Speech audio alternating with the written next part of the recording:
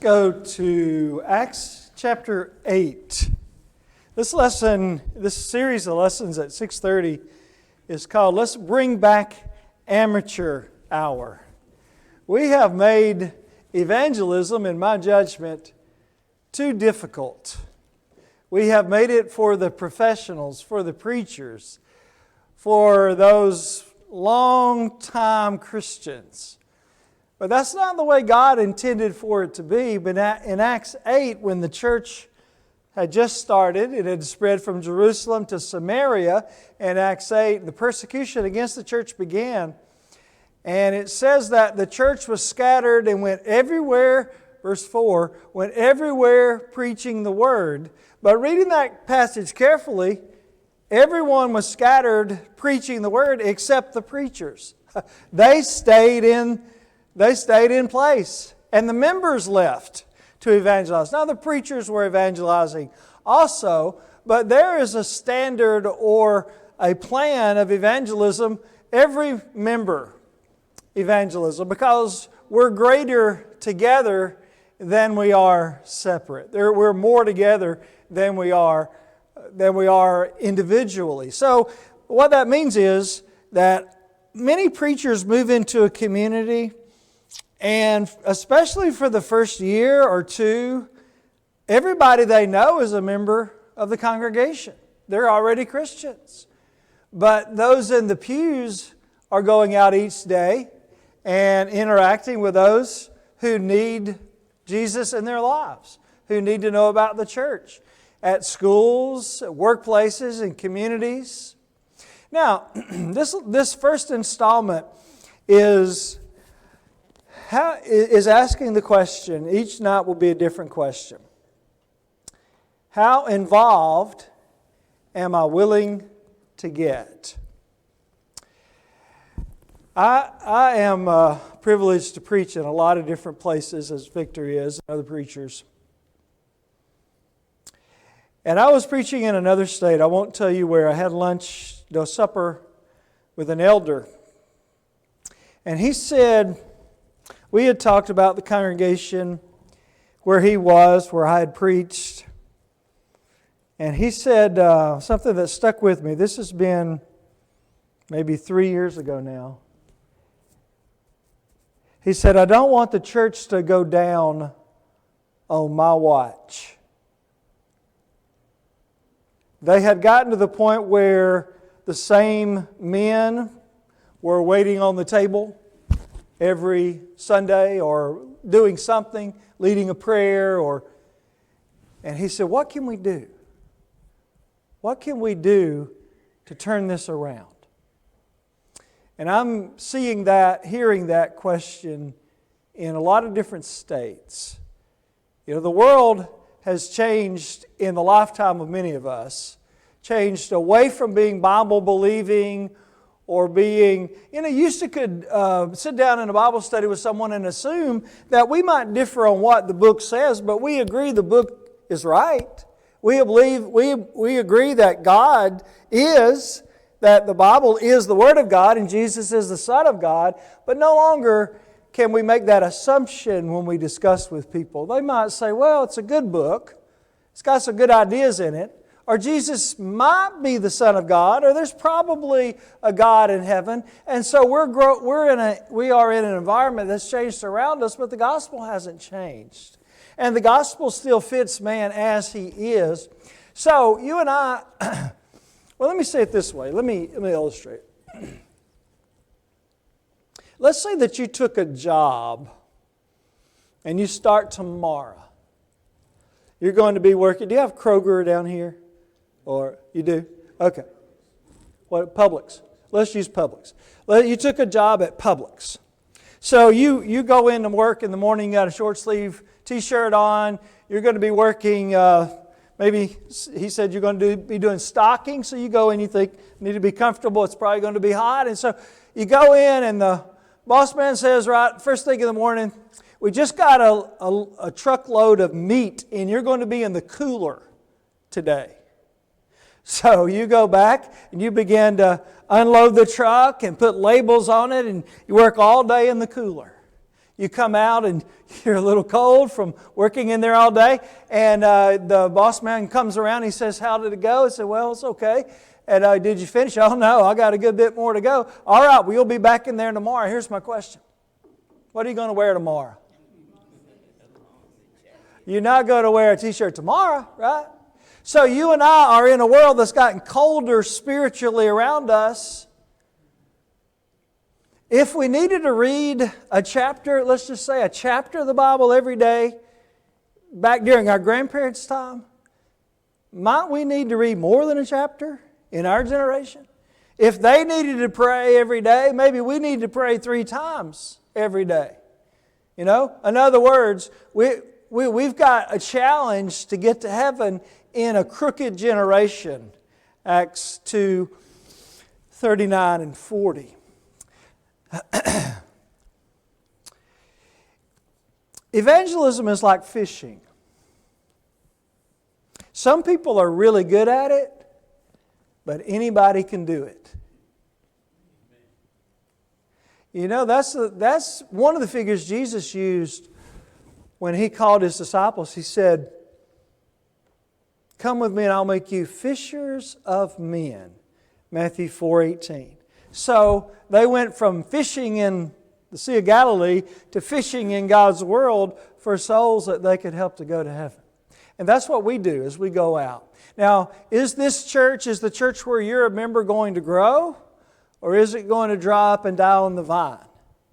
That's a very important question to ask.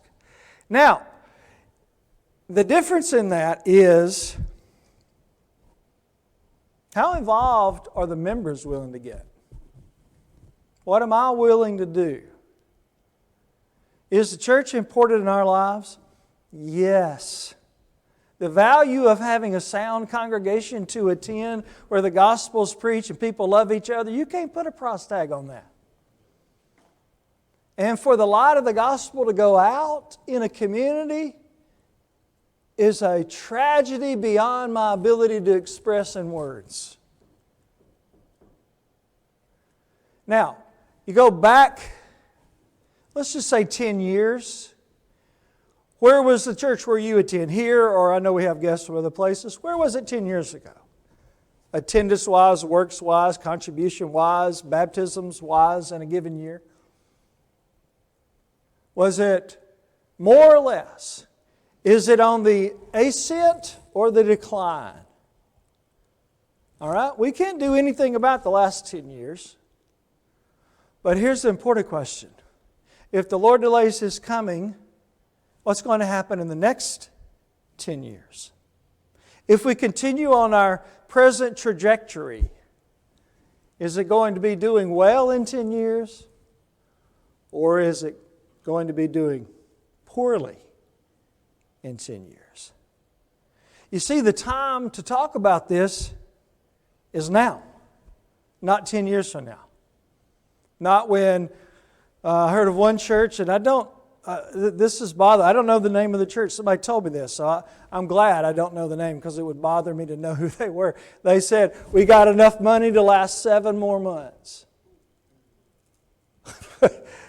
God's got all the money in all the world. You don't need to rely on yourself. Rely on your God, right? So they've gotten to the point where they've lost their faith, wherever that is. Now, the rest of our time, here we go. I'm going to go fast. So listen fast. Here we go. There are 7 levels of involvement in churches. And there are 10 levels of evangelism. You won't remember 17 things. So you could either jot them down, or if your learning style is to listen, don't get lost in the numbers and all the words. You don't need to remember it all. I just want you to find yourself on the list and move up a level. Or 2 on both lists. So here we go. So I won't spend much time on the first list, more time on the second. 7 levels of involvement in local churches. Number 1 is AM attendance only. We've already seen those people. We won't see them again. They were here yesterday. They come in and that's it for them, 1 service a week. Now, I don't think we need to be critical. We just need to be encouraging. Because everybody starts somewhere. And we don't know their situation. At least I don't know their situation. So it may be that they're doing the best they can. But that's one level.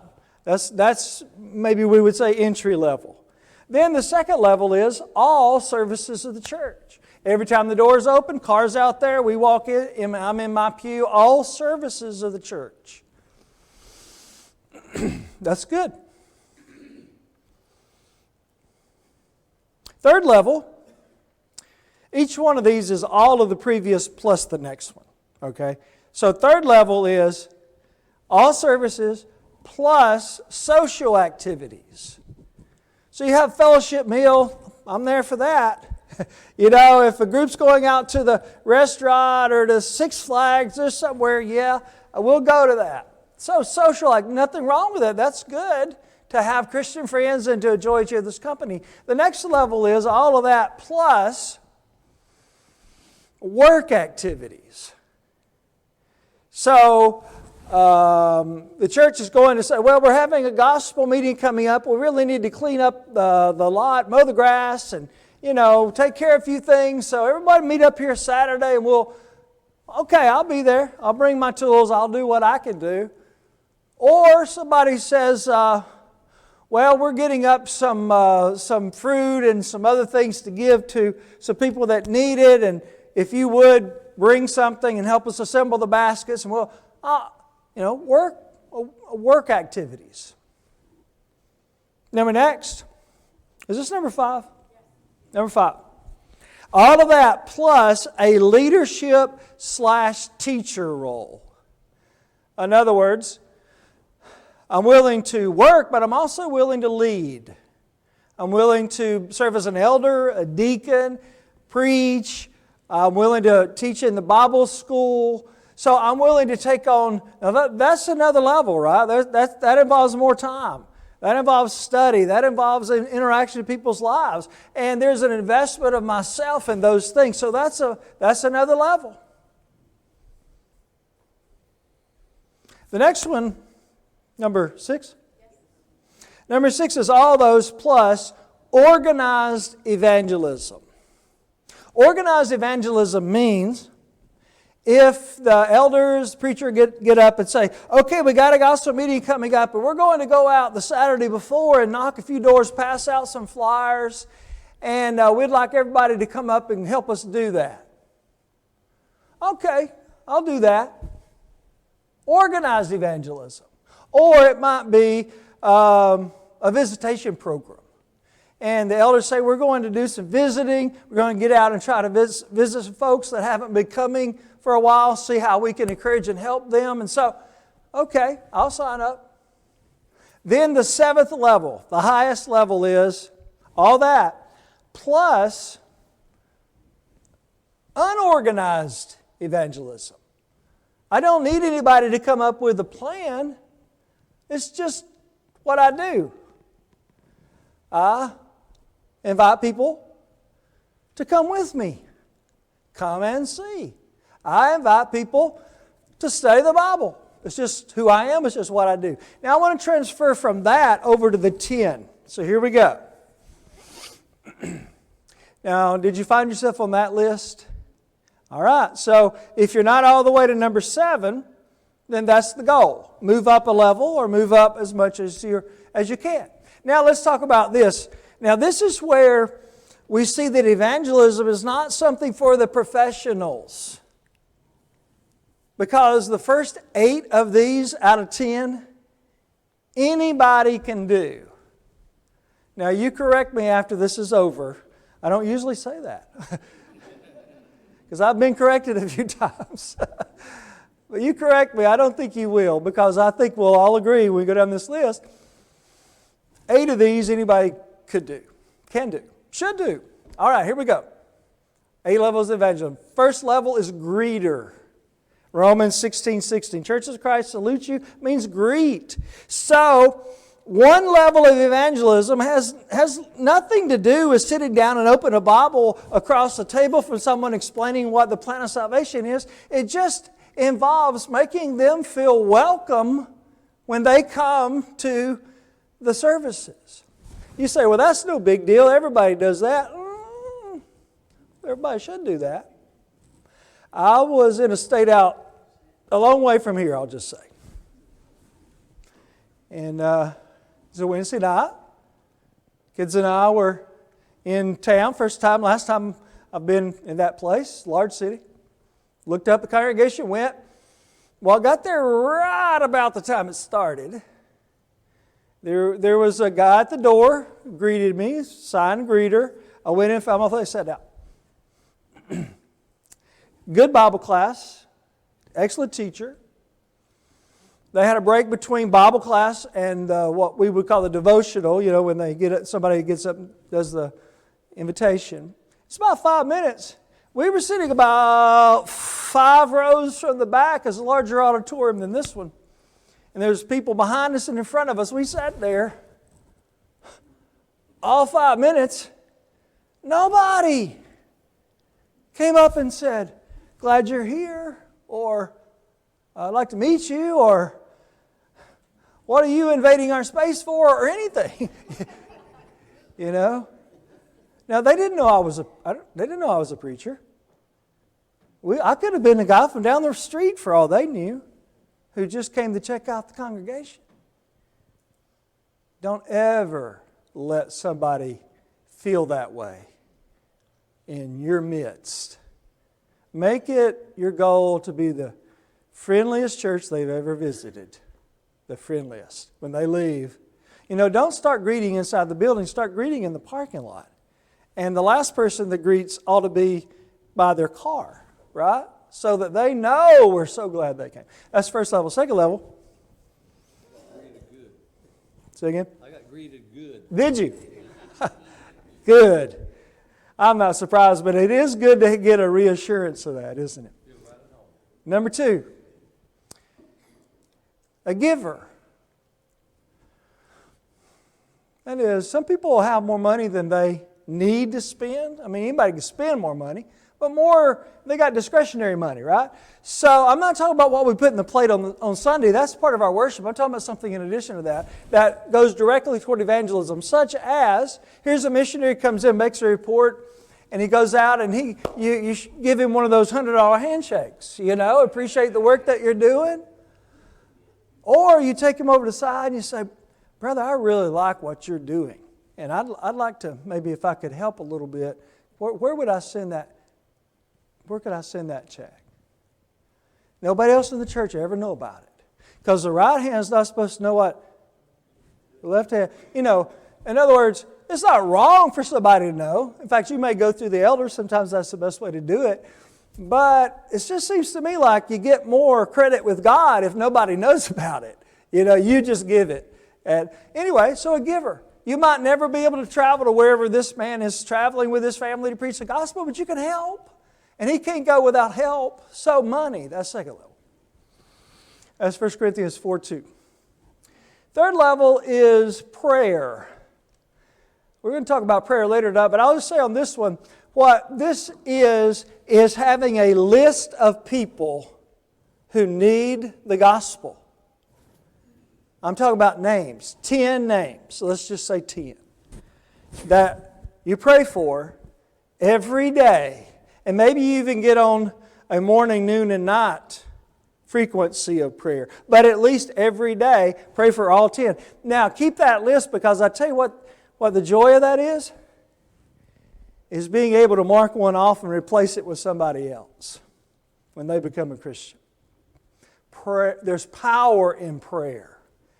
And so, somebody can do that from the bed of affliction.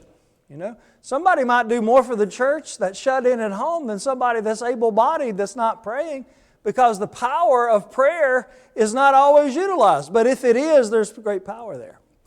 That's number 3. Number 4.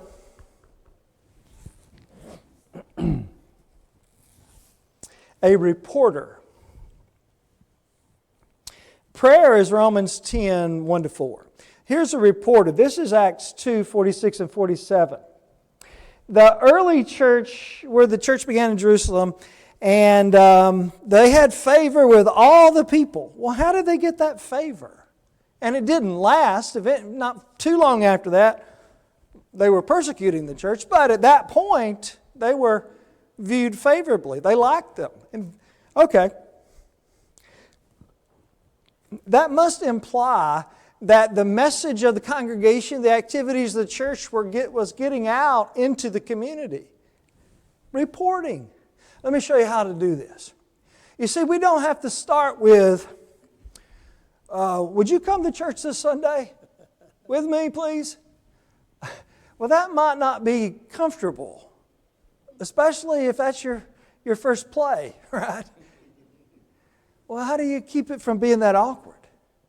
Well, let's just say you go in the break room at work, and you're sitting there drinking your cup of coffee, and you say, well, I tell you, I heard the best sermon yesterday I think I've heard in a long time. Really? What was it about? Well, it was this Old Testament, and you just go, you're not asking them, do they believe it? Do they want to come with you? You just report. Or you might say, you know what our congregation has got going right now? I'm really excited about it. Is we're making these baskets for... Yeah, you're just reporting. What about you call... Well, say your mom's not a Christian. She lives in another place, another state. You talk to her every week. And of course you want her to become a Christian, so you tell her about all the bad things that happen in church, right? No, never say. I mean, churches aren't perfect. Churches are great, but sometimes you go through. The devil won't leave us alone forever, right? But don't talk about that. You want her to like the church. So what do you say? You say, well, you know, Sister so-and-so is the sweetest thing at church. I know you don't know her, but I just got to tell you about her. She came over to me and she hugged me Sunday, and you just go into a little.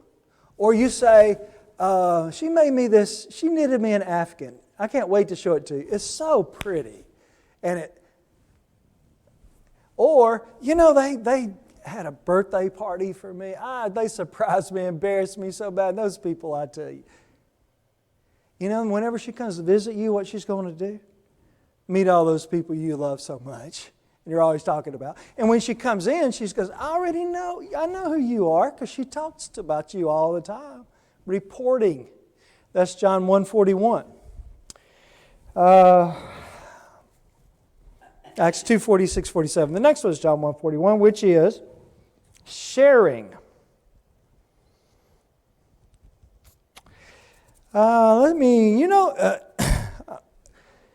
You're probably not on Facebook or social media, but if you ever get on, I'm kidding, right?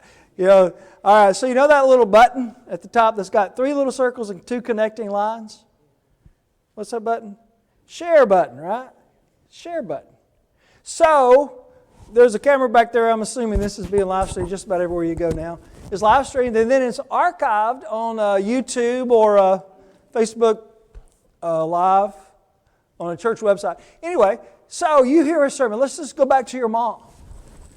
And it's Mother's Day, and Victor preaches a great sermon about mothers, and you just sit there thinking about your mom, and you cry because she did so good to you and helped you, and you just go home and call and say, Mom, I just heard the sermon, best sermon. It just reminded me so much of you, and you mean so much to me. I'm going to send you a link to it.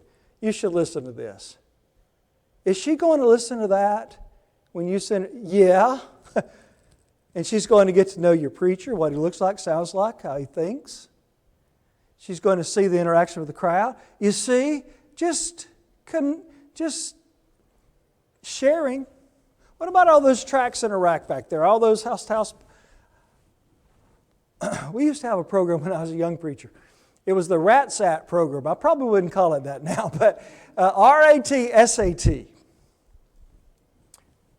We need a clock in here, Victor. You're going to have to get a clock, man. I can't. Read a track, R-A-T. Share a track, S-A-T, RATSAT. So, I would go back, because every church has got a bunch of tracts in a track rack, right? So I go back there and pull them out, and this is a little church, my first congregation, years ago. I'd pass them out to everybody, same track. I say, everybody read this week and read this week and don't bring it back. Give it to somebody. And when you give it to them, said, I just read this tract and I thought it was so interesting. I think you might enjoy it. Who cannot do that, right? Just sharing. You're not asking them to do they believe it. Just read it. All right, our time is up. So what I'm going to do is pick up there tomorrow night. What number are we on? 6. Number 6. Okay. So we'll pick up there tomorrow night. And we will go 6 through 10. And I'll just ask you as I close, was I wrong? Can anybody do the first 5? We can all do them.